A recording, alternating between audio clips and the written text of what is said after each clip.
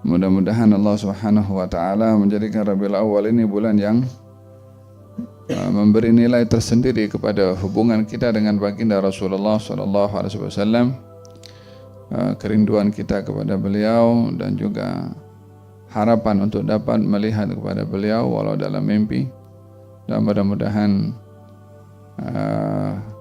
jika dianugerahkan oleh Allah Subhanahu wa taala yang demikian, dapat melihat beliau dalam keadaan tersenyum, insyaallah ya rabbal alamin.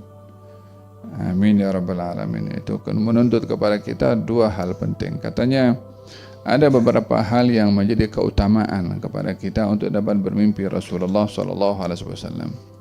Yang pertama adalah kathratus salati alaih, memperbanyak bersalawat kepada Nabi sallallahu alaihi wasallam.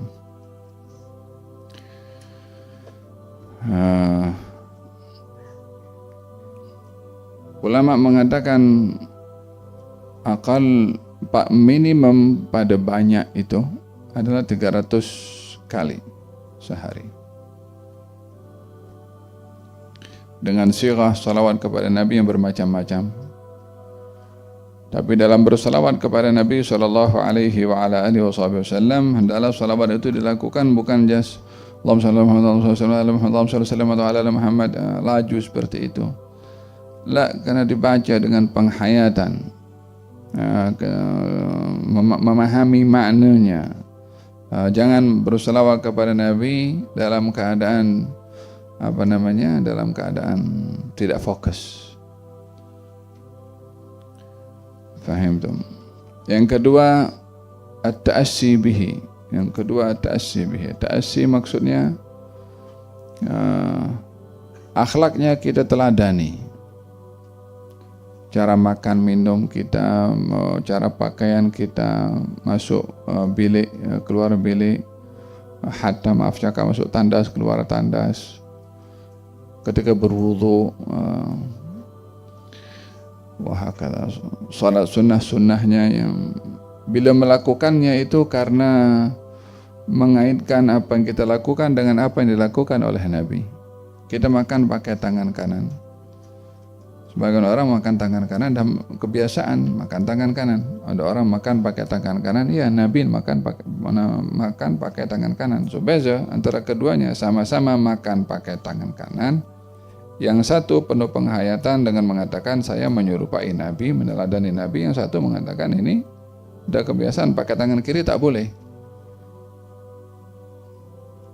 Kan beza pada keduanya. Dan yang kedua adalah at-ta'assi bihi, at-takhalluq bi akhlaqi, ikut kepada akhlaknya Nabi sallallahu alaihi wasallam. Ketika minum pakai tangan kanan contohnya. Doa yang kita baca ketika berpakaian dan seterusnya. Faham dong? Yang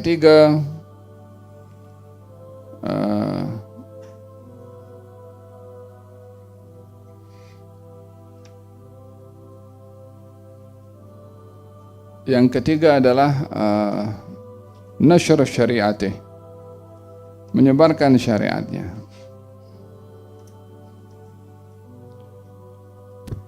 Ajaran Nabi SAW selain diamalkan untuk dirinya, disampaikan kepada orang lain.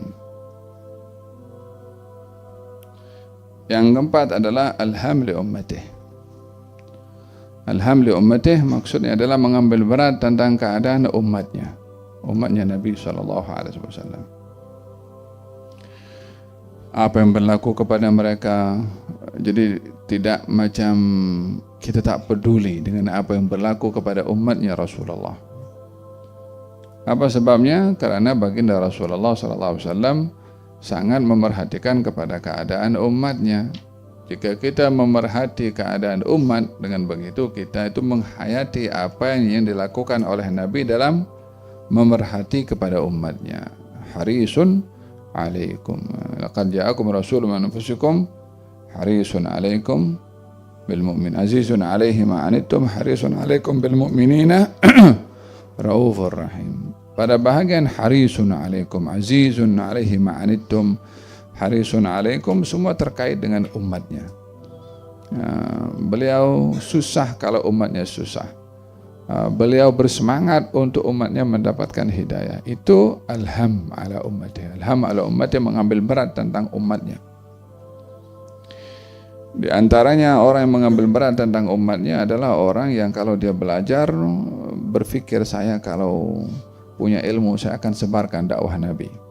Saya kalau ada ruang untuk berdakwah, saya akan menjadi penyambung lidah Nabi. Saya akan bantu menyebarkan agama Nabi. Saya ingin mendapat peranan untuk meneruskan perjuangan Nabi. Yang seperti ini dia ada link dengan Nabi SAW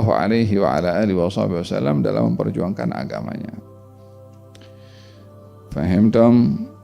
Moga-moga Allah Subhanahu wa taala anugerahkan kepada kita dapat berjumpa dengan beliau dalam keadaan senang, dalam keadaan tersenyum, dan dalam keadaan yang baik. Amin Allahumma amin.